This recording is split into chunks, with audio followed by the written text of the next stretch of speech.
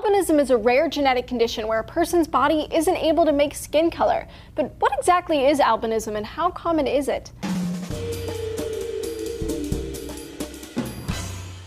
Hey guys, Julia here for D-News. Albinism is a genetic condition where a person's body isn't able to make pigments, so people with this condition have white skin and hair with light blue or pink eyes. Albinism is a complex disorder. You get your skin, eye, and hair color from melanin, which is distributed through a number of genes, but if one of these genes carry a certain mutation, the amount of melanin that is distributed through your body changes, where sometimes this mutation will keep your body from producing any melanin at all. Melanin is produced by cells called melanocytes, which are mostly found in your skin and eyes, but also in your hair. People with darker skin have a higher concentration of melanin in their skin as opposed to fair-skinned people. Albinism is the absence of melanin completely, and it's not just people. Any animal with pigment can be albino too. Albinism is passed down genetically. In most cases, there is someone else in the family who has the condition. But not all cases are the same. There are actually many types of albinism that all affect a different gene mutation. Oculocutaneous albinism, which is when it affects your eyes, skin, and hair, ranges from type 1 to type 4 with varying degrees of melanin impact and affects 1 in every 20,000 people.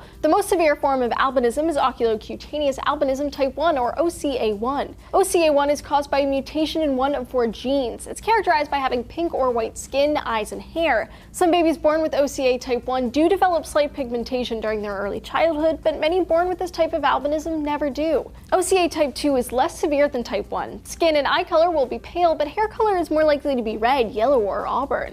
OCA type 3 mostly affects people who are darker skinned and will create a reddish light tan tone with auburn eyes. OCA type 4 is very related to type 2. It's hard to diagnose which type of albinism is at work and is best left to genetic testing. Another type of albinism is ocular albinism type 1, OA1, also called Nettleship-Falls syndrome. Much like its name suggests, only the eyes are affected by the genetic mutation, while hair and skin will remain the same. This happens only when the genetic mutation of an X chromosome is inherited, so it occurs mostly in males. The eyes will appear bluish pink. The iris is super translucent, and the most important part of the eye, the fovea, which is responsible for a sharp image, does not develop properly. However, any degree of albinism comes with vision problems, which include being cross-eyed, being sensitive to light, and rapid eye movement and functional blindness. An estimated 1 in 20,000 people worldwide are born with it, and it affects about 20,000 people in the US every year. OCA type 2 happens more frequently in African Americans, Native Americans, and in sub-Saharan Africa. Nigeria is one of the highest prevalences of albinism in the world, with over 2 million people affected.